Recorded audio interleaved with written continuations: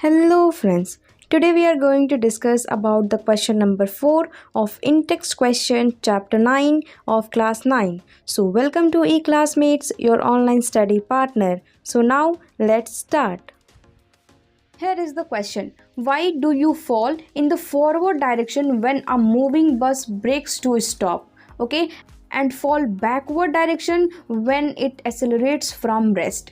यानी कि ये जो कंडीशन है ये आप लोगों ने बहुत बार ऑब्जर्व तो किया ही होगा। जैसे कि अगर एक मूविंग बस है और आप उसमें ट्रैवल कर रहे हैं और उसमें अचानक से सडनली अगर ब्रेक को अप्लाई किया जाता है और वो बस स्टॉप हो जाता है, देन आप फॉरवर्ड डायरेक्शन में फॉल करते हो, यानी कि आप आगे के डायरेक्शन में फॉल करते हो, गिर जाते हो। ओके, नाउ अगर कोई बस है जो अभी एक्सेलरेट्स फ्रॉम स्टार्ट है, यानी कि अभी रेस्ट से वो स्टार्ट हुआ है, सडनली वो स्टार्ट हुआ है, देन आप लोगों ने ऐसा ऑब्जर्व किया होगा कि आप पीछे की तरफ आप गिर जाते हो। सो ये कंडीशन को आप लोगों को एक्सप्लेन करना है कि ऐसा क्यों होता है। ओके, तो सबसे पहले हम लोग फॉरवर्ड डायरेक्शन वाले को, यानी कि हम लोग एक मूविंग बस को स्टॉप होने की कंडीशन को सबसे पहले हम लोग समझते हैं, देन हम लोग एक्सेलरेशन फ्रॉम रेस्ट की कंडीशन को हम लोग समझेंगे। सो इस क्वेश्चन को भी हम लोग यहाँ पे फिगर के हेल्प से समझने की कोशिश करेंगे, ताकि जो इमेज है, ताकि जो कॉन्सेप्ट है वो आप लोगों को वर्चुअली वो आप लोगों के दिमाग में हमेशा के लिए फिक्स्ड हो जाए। सो वीडियो को स्किप मत करिए, इस वीडियो को पूरा देखिए ताकि ये ऑब्जर्वेशन आप लोगों को क्लियर तरीके से समझ में आ सके।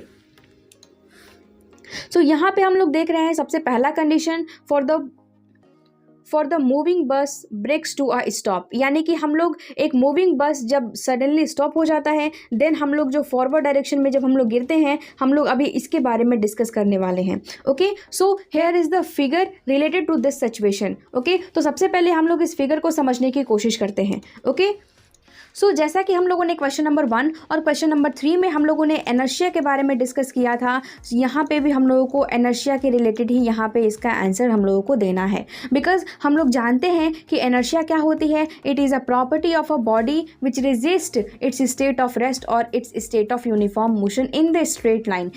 यानी कि किसी बॉडी के स्टेट ऑफ रेस्ट और स्टेट ऑफ मोशन को ये इनर्शिया एक ऐसी प्रॉपर्टी है जो उसको रेजिस्ट करती है, यानी कि उसको चेंज होने से रोकती है।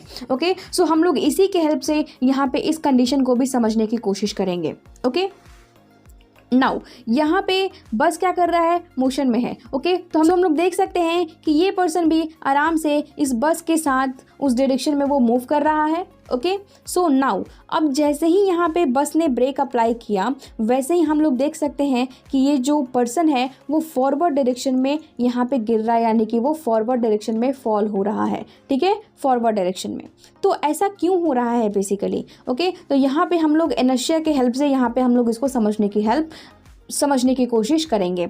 ओके, सो जब ये बस मोशन में था, यानी कि ये पर्सन भी उस बस के साथ साथ मोशन में था। ठीक है, इन द डायरेक्शन ऑफ बस, यानी कि जिस डायरेक्शन में बस मोशन कर रहा है उसी डायरेक्शन में इस पर्सन का बॉडी भी मूव कर रहा है। ओके, यानी कि बस की डायरेक्शन अगर इधर की तरफ है, देन हम लोग बोल सकते हैं कि पर्सन के मोशन की डायरेक्शन भी as same as the direction of the bus है। Okay, with the same speed, वो सेम स्पीड से ये बॉडी भी यहाँ पे मूव कर रही है बस के साथ साथ। ओके, अब जैसे ही ये बस ब्रेक अप्लाई करता है और वो सडनली स्टॉप हो जाता है, देन यहाँ पे जो लोअर बॉडी है पर्सन की, वो क्या हो जाती है, सडन यहाँ पे बस के साथ साथ ये रेस्ट में आ जाती है। ओके, लेकिन जो अपर बॉडी है, ये जो अपर बॉडी है इस पर्सन की, वो क्या कर रही है, वो अभी भी वो मोशन में थी और ये अभी भी मोशन में ही रहना चाह रही है। ओके, क्योंकि यहाँ पे जो अपर बॉडी है वो due to inertia of motion, ये अपर बॉडी अभी भी चाह रहा है कि हम मोशन में ही रहें। ओके, तो हम लोग यहाँ पे देख सकते थे कि जब वो बस मोशन कर रहा था तो उस मोशन का डायरेक्शन कहाँ था, वो इधर की तरफ था। ओके, यानी कि वो फॉरवर्ड डायरेक्शन थी, यानी कि बॉडी भी वो फॉरवर्ड डायरेक्शन में ही मूव कर रही थी। जब यहाँ पे बस अचानक से ब्रेक अप्लाई करके स्टॉप हो जाता है, तो जो पर्सन की जो लोअर बॉडी है वो बस के कॉन्टैक्ट में है। ओके, वो बस के कॉन्टैक्ट में होने की वजह से ये तुरंत ही ये सडनली बस के साथ साथ ये रेस्ट पोजीशन में चली जाती है। लेकिन जो पर्सन की जो अपर बॉडी है वो पहले भी मोशन में थी और इनर्शिया ऑफ मोशन की वजह से ये अभी भी मोशन में ही है, क्योंकि अभी तक इस पे कोई एक्सटर्नल फोर्स को अप्लाई नहीं किया गया है। सो अभी भी ये क्या कर रही है, वो मूव कर रही है। किस डायरेक्शन में? इन द फॉरवर्ड डायरेक्शन, क्योंकि बस जब मोशन में था तो वो भी किस डायरेक्शन में था, वो फॉरवर्ड डायरेक्शन में मोशन कर रहा था। सो इसकी जो अपर बॉडी है ये अभी भी किस डायरेक्शन में मोशन करेगी, वो फॉरवर्ड डायरेक्शन में ही मोशन करेगी, ठीक है। लेकिन उस पर्सन की जो लोअर बॉडी है वो बस के साथ कांटेक्ट में होने की वजह से वो रेस्ट में हो गई है, यानी कि जो लोअर बॉडी है ये कंप्लीटली रेस्ट में चली गई है, ओके। और जो अपर बॉडी है वो अभी भी मोशन में है इन द फॉरवर्ड डायरेक्शन। सो यहाँ पे जब भी बस में एक अचानक से ब्रेक अप्लाई होता है देन कोई भी पर्सन है वो फॉरवर्ड डायरेक्शन में गिरता हुआ महसूस करता है, यानी कि वो फॉरवर्ड डायरेक्शन में ही मूव कर जाती है उसकी अपर बॉडी। सो यहाँ पे हम लोग क्लियरली बोल सकते हैं कि इसके पीछे का रीज़न क्या है कि जब बस स्टॉप हो जाती है तब वो जो बॉडी है वो फॉरवर्ड डायरेक्शन में फॉल हो जाती है because of the inertia of motion. So now अब हम लोग अपने सेकंड कंडीशन को देखते हैं कि जब कोई बस है वो जब एक्सेलरेट्स होना शुरू हो जाता है, यानी कि वो रेस्ट से मोशन में जाना जब शुरू हो जाता है देन हम लोग बैकवर्ड डायरेक्शन में क्यों फॉल होता हुआ महसूस करते हैं। सो यहाँ पे हम लोग इस कंडीशन को भी यहाँ पे हम लोग फिगर के थ्रू समझने की कोशिश करेंगे, ओके। तो जैसा कि हम लोग यहाँ पे इस फिगर में देख सकते हैं कि ये अभी क्या है, ये बस अभी कंप्लीटली रेस्ट में है, ओके। यानी कि ये जो कंडीशन है वो कंप्लीटली रेस्ट कंडीशन का है, ओके। तो ये बस के साथ साथ ये जो पर्सन है ये भी किस में है, ये रेस्ट में है, ओके। यानी कि ये पूरा का पूरा पर्सन ये रेस्ट में है, ओके। नाउ अब जब ये बस मोशन में आ जाएगा, यानी कि अब ये मूव करना शुरू करेगा, तो यहाँ पे बस के साथ इसकी जो फीट है, इसकी जो लोअर बॉडी है वो कांटेक्ट में है।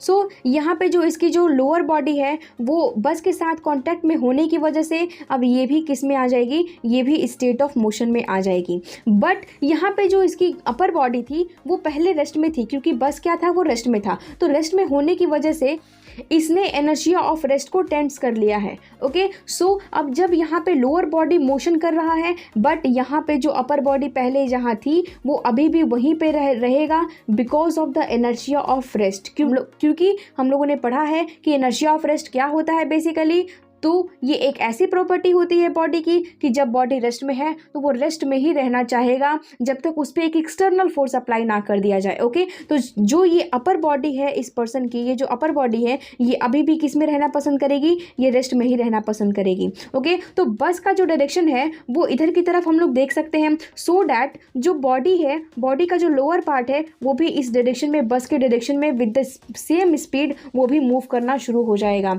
बट जो अपर बॉडी है वो अभी भी वो रेस्ट में ही रहना चाहेगा। सो यहाँ पे क्लियरली हम लोग नोटिस कर सकते हैं कि जब ये बस आगे की तरफ मूव करना शुरू हो जा रहा है देन ये जो अपर बॉडी है वो उसी पोजीशन पे है एंड ये लोअर बॉडी ये बस के डायरेक्शन में मूव कर रहा है, सो डैट यहाँ पे इस वजह से हम लोग बैकवर्ड डायरेक्शन में फॉल करता हुआ महसूस करते हैं, ओके। तो इसके पीछे का रीज़न क्या है, due to the inertia of rest, okay.